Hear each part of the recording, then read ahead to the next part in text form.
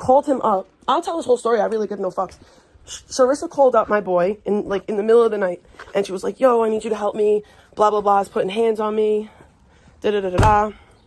So my boy was like, all right, I'll come pick you up. She picked him up because she was saying like that she was fighting with her man at the time and that he put hands on her. Cool, whatever. She picked him up and he was working. So he had his car and he had his vehicle and he had the taxi that he was driving. So he left Sharissa in his car. He told Sharissa, don't drive my car. You're fucked up. Like, just don't drive my car. You're not in the position to be driving. Well, Sharissa decided, I'm not going to listen to Mike. Fuck Mike. I don't care that it's his car and he's helping me out. I'm going to fucking get in his car and I'm going to drive it anyway. So that's what she did. What up, Jordana? She got in the fucking dude's car and drove it and crashed. Let me say that again. She got in my friend's car and crashed it. Okay? The drug dealer. She got in the drug dealer's car and crashed it. And then she was like, oh, and so then the drug dealer comes to my house and he's like, yo, this stupid bitch crashed my car. My bumper's hanging off. Do you have tape and a rope? And I was like, yeah, I totally do. So he came to my house and I gave him rope and tape, which is why there was tape and rope in his fucking trunk. So then the car and she was talking shit all fucked up. And I was like, yo, get this girl away from my house because I honestly, like, I just don't want to. We had like an apartment in Huguenot that was just like, it was just like a spot for everybody to kick it at. It was a spot to hold like drugas at because nobody wanted to keep drugs where they actually lived. Like, I didn't want to keep anything in my house. There had been too much shit going on, so anything that I had that I didn't have a prescription for, I had in that house. There was really all I had there that was mine was like some subs and the Zans. So she goes back there and they're hanging out or whatever. He winds up like hitting her off with Zans and stuff like that because she was blowing him, like she was sucking his dick. Like, I don't care, like, you want to get your dick wet, that's your thing. Like, that's what Sharissa was known for. She was known for, like, you know, giving good top for pills. Like, that's that, like, you know, I'm sorry, but like, that's the facts of life. Like, she was known for giving good top for pills. So she gave him head. They fucked. Whatever happened, like, I don't know.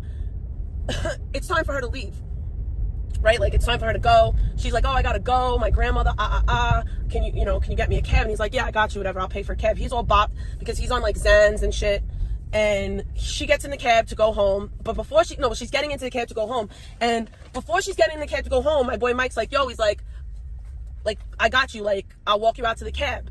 And she's like, nah, I'm good. And he's like, no, let me put my pants on and I'll walk you out to the car. And she's like, no, I got something for you. And she blew him before she left so he wouldn't put his pants on. He wakes up the next day, he puts his pants on, he puts his hands in his pocket, all his drugs, all his money, my fucking Michael Kors watch, everything gone, like, just stolen.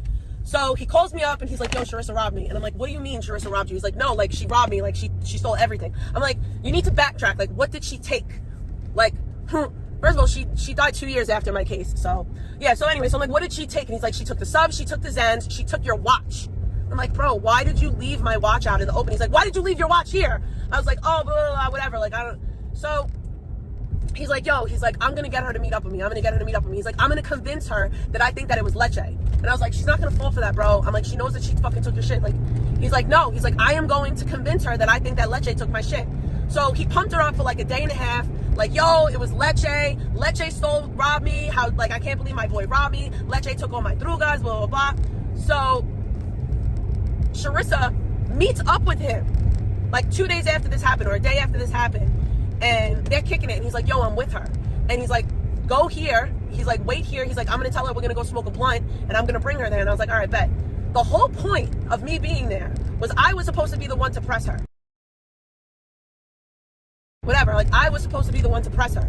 They walk into the woods and, like, the second that he got her into the fucking wooded area, his whole demeanor changed, his body stiffened up, because, and this is what he said to me, he was like, the reason why he cocked back and hit her is because she kept on bringing up the fact that he got robbed, and she kept on saying that, I didn't rob you, I hope you know that I didn't rob you, and he was like, yo, she kept on playing in my face, and it just was really fucking with me, and he's like, and I blacked, he's like, I was on Zans, whatever, like, I was like, whatever, like, I can't do anything about that situation. I was like 20 feet away, and the second that his body fucking tensed up, I ran towards them.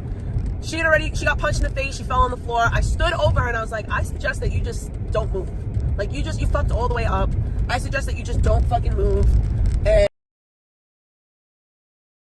he searched her, found the Zans, not all of them, found some of the Zans, found the cash, like, whatever. And then,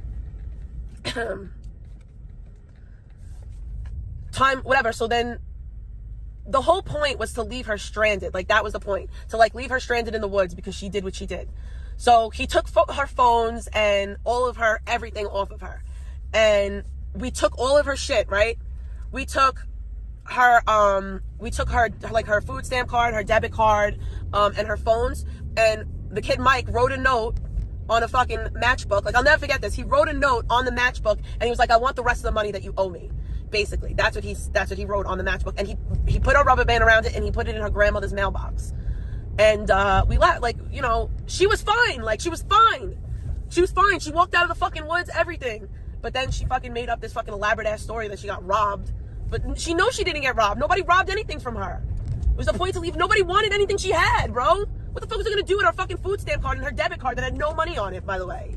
Like, I just don't understand, like, how white people are so stupid. And not only that, that stuff was given back to her. And the only reason why I got caught is because my fucking sneakers. I'm so mad, bro. I should have changed my kicks. She didn't know it was me, dude. She did not know it was me at all. And I went home and I changed, and I didn't change my sneakers, and I had, like, a very specific pair of Jordans on that she fucking identified, and that's how I got locked up.